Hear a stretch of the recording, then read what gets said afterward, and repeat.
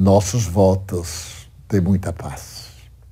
Nunca, nunca necessitamos de paz, tanto quanto hoje. A paz não é a apresentação monótona de uma vida sem objetivo, um estado de paralisia da mente e de debilidade do corpo. É uma sensação de vida, de movimento, de ação contínua e de esforço bem direcionado a benefício da sociedade. O notável mestre da psiquiatria, Viktor Frankl, demonstrou essa realidade através de 3 palavras: sentido da vida. Todos anelamos pela busca da felicidade. E o eminente mestre e psiquiatra austríaco assevera que a felicidade é muito peculiar. Enquanto a buscamos, não a encontramos. Mas quando dedicamos a vida ao serviço, em uma meta de significado para a nossa vida, então, eis-nos imensamente felizes. E numa entrevista que foi dada antes de ele desencarnar, a articulista interrogou como o sentido da vida no campo de concentração chamado Auschwitz, que matou 6 milhões de pessoas. O indivíduo internado ali sabe que vai morrer colocado na câmara de gás. Não há outra alternativa. Qual é o sentido da vida? E ele, então, narrou uma experiência pessoal. Ele observou, por exemplo, que no campo de concentração de Auschwitz, onde a esperança não encontrava lugar, o número de suicídios era muito menor do que na sociedade moderna depois da Segunda Guerra, com a economia em crescimento, com a tecnologia em comodidades e confortos. E, no entanto, os indivíduos não tinham um sentido para a vida, parecia-lhes vazia, porque os seus objetivos eram todos imediatos, baseados no instinto do prazer. E o prazer é consumista. Ele tanto proporciona gáudio, júbilo, como desgasta aquele que está desfrutando do prazer. É algo curioso. Mas quando nós trabalhamos pelo objetivo de trabalhar para sermos úteis à vida, para deixarmos um legado à vida, eis que não nos abatemos, não nos cansamos, renovamos-nos na própria força ideológica. E então ele narra que tinha 2 grandes amigos, 2 grandes intelectuais austríacos no campo de Auschwitz. E certo dia, os 3 conversavam, ele e seus amigos. Os amigos diziam, mas, Frankl, qual é o sentido da sua vida? Todos seus familiares morreram. Logo que você veio para cá, antes ele esteve em Dachau, um terrível campo também, eles foram condenados à morte. E você apenas soube que eles morreram. Você vai sair daqui e não vai encontrar ninguém conhecido. Qual é o sentido da vida? Apresentar, disse ele, um objetivo para que outros vivam felizes e dizer-lhes que a ausência daqueles a que nós amamos não nos degrada nem nos torna infelizes. Enriquece-nos pelo bem que nos fizeram durante o tempo de nossa convivência. O sentido da vida é imediato e é postergado. Experimentamos agora na alegria de alguém que chega, mas também na tranquilidade de alguém que parte para levar uma mensagem salvadora à humanidade. E então, os amigos diziam qual é o nosso sentido. Amanhã entramos na fila e partiremos como um número na câmara de gás e depois nos fornos crematórios. quem se lembrará de nós? Aqueles que podem conhecer-nos por acaso já morreram ou vão morrer. Então, qual é o sentido da vida? E um deles disse, estou planejando suicidar-me. Ele ouviu e depois respondeu aos amigos, por que você deseja suicidar-se? Bem, antes de vir para o campo, eu estava escrevendo um tratado enorme de geografia. E estava praticamente nas últimas páginas. Veio a guerra, eu fui trazido para cá, e a minha obra morrerá. E ele lhe respondeu, que certeza você tem que vai morrer amanhã? Pela observação dos fatos, já deveriam ter sido mortos há mais de 1 ano e ter sido postergada. Então, se você amar sua vida agora e se recusar a morrer, você não acha que as forças do destino se conjugam para que você venha viver desde que você tem um objetivo, tem um sentido, e este sentido é terminar o seu tratado de geografia para atender a sociedade. E você, outro, você está pensando em morrer, mas você sabe que está com uma neta em Nova York. Ela conseguiu fugir. A família tem recebido notícias. Você sabe que a sua neta está esperando por você. Por que não pensar no dia em que você vai sair do campo? Por razão que me escapa, e vai poder abraçar a sua neta. Então ele sorriu, antegozando o momento quando no futuro improvável ele poderia estar abraçando a neta e sorrindo feliz em Nova York. Então, a sua vida adquiriu um sentido e ele não se matou. Ambos conseguiram sobreviver. E Frankl também. Conseguiram sobreviver e ele criou uma terapêutica na psiquiatria para que o sofrimento seja o sentido da nossa vida. Se nós pudermos utilizar o sofrimento de uma maneira sábia, a vida tem um sentido. Porque há 3 fatores essenciais, segundo Viktor Frankl, que todos temos que enfrentar na existência. O primeiro fator é a culpa. Todas as criaturas humanas, mas hoje, menos ontem ou amanhã, passamos pela culpa. Um momento houve em que nós nos arrependemos de havermos feito o que não deveríamos ter feito. Então, a culpa se nos instala.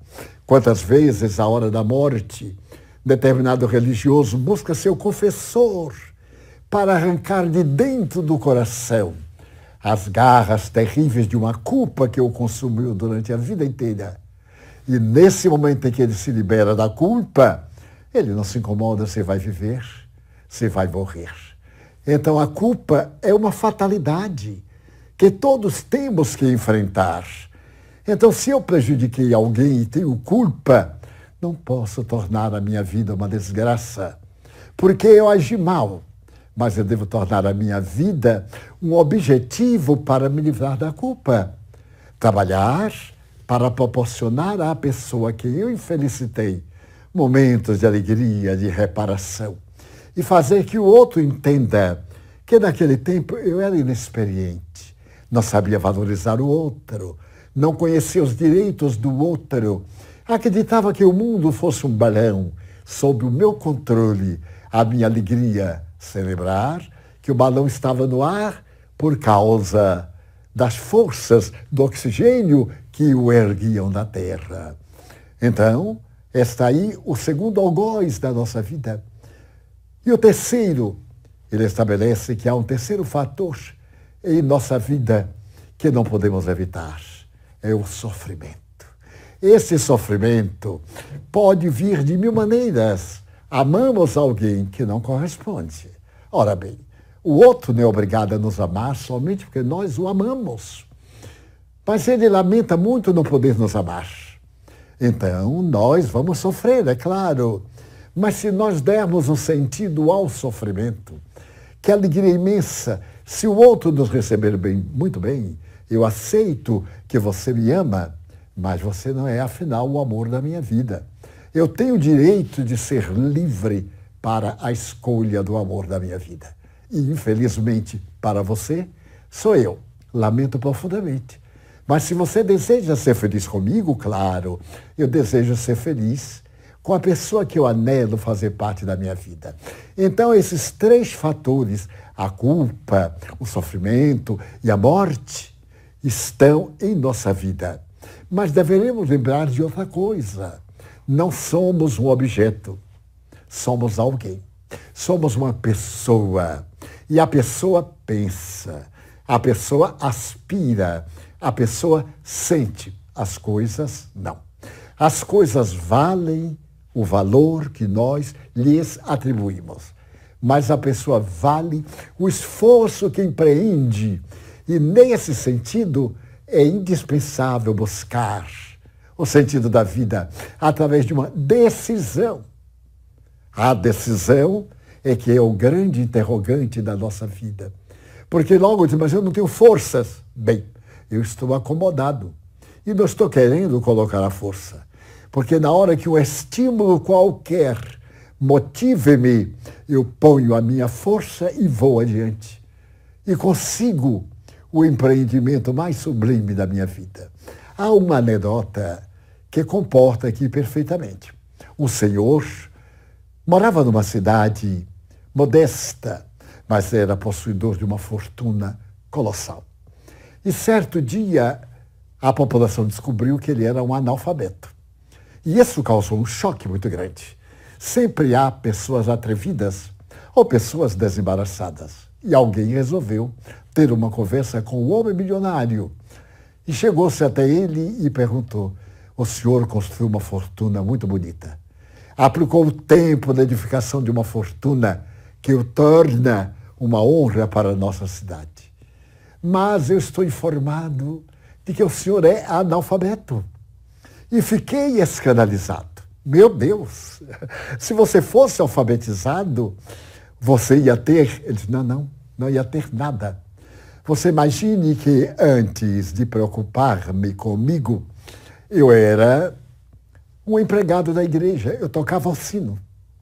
Tocava o sino, chamava para a missa, determinadas horas fatalmente. Foi mudado o sacerdote, como todos se lembram, e veio um sacerdote novo, com instruções novas.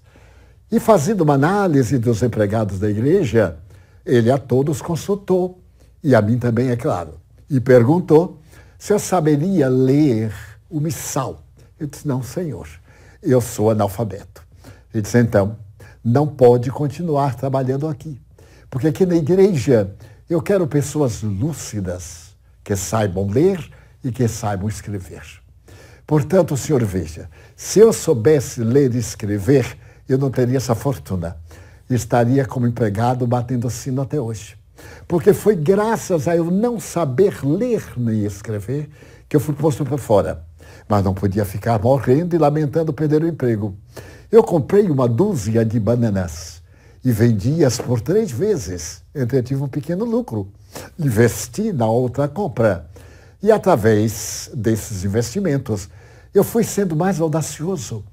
Eu fui adquirindo mais experiência nos negócios. Hoje, para ler e escrever, eu tenho dezenas de pessoas de alto nível intelectual. E para amealhar o dinheiro, eu tenho a minha cabeça.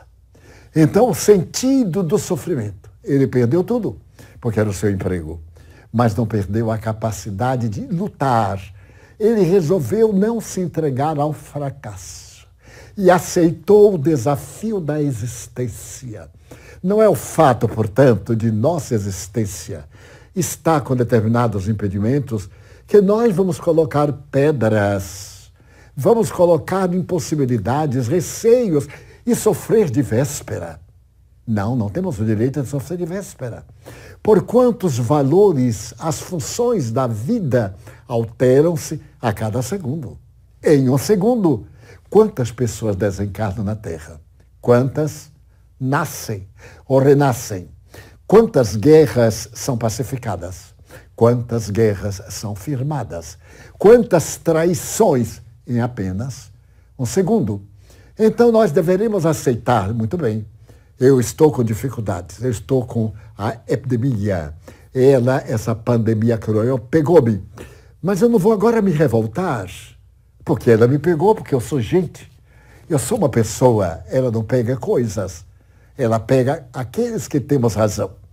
E como a vacina não pode ser me aplicada, eu vou fazer o meu esforço mental de não me entregar à enfermidade e já de pensar que antes de alcançar o pico, eu vou ter uma probabilidade mínima no coração, nos pulmões, não vou encontrar um aparelho. São comportamentos destrutivos. Eu logo direi, eu vou me salvar tantos, se tem salvo, porque não eu? Mas o nosso vulgar é, ai, porque eu? E nos deixamos arrastar pelas lamentações. Falta de confiança em Deus, em primeiro lugar. Falta de confiança em si mesmo, porque nós somos construtores da vida. Imaginem este planeta maravilhoso. Todas as construções que nele existem saíram de nossas mãos. Nós recebemos um planeta terrível, movimentado por fatores de destruição.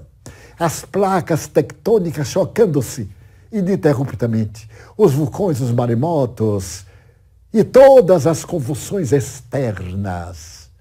E pegamos deste planeta em convulsão e diversas regiões nós transformamos em lugares paradisíacos que a imaginação sequer pode conceber.